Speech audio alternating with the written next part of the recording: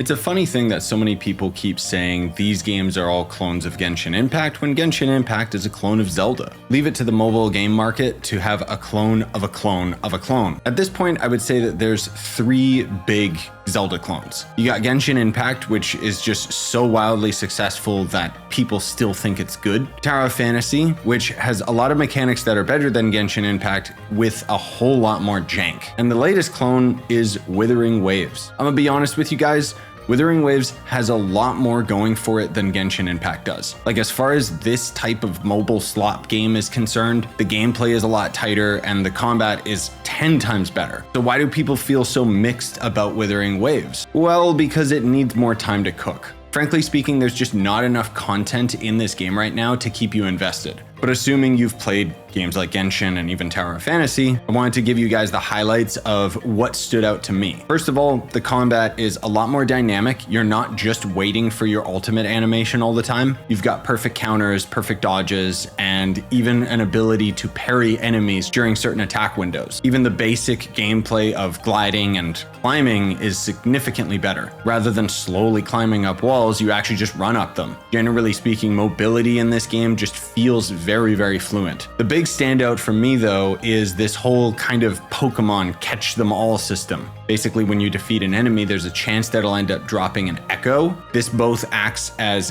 gear that you equip to your character to give you different stats, but the echo you have in your primary slot will often give you a special attack of that enemy that you can then use in combat. All of these are unique. Some of them have mobility function, and others are just really, really cool. Outside of that, though, like I said, the negative aspects of the game is just that there's not enough content right now. If you've been on the fence about whether you should play this game or not, I'd say give it a year, because then at least there will be more to do. Also, the worst aspect of the game is by far the story. Like, it gets decent. I wouldn't be fooled by people that say the story is good. It has one of the worst first impressions ever. Characters are thrown at you left and right. You're supposed to remember them, even though they all look extremely generic. And furthermore, they give you a dump truck worth of exposition, expecting some of that info to stick, which it doesn't. I've heard from some friends that the story gets better, but frankly speaking, I think it's Stockholm Syndrome. They're just used to it, and so they kind of start to like it. Overall, it's extremely generic. So in the end, it's not a bad game. It's just that I wouldn't recommend it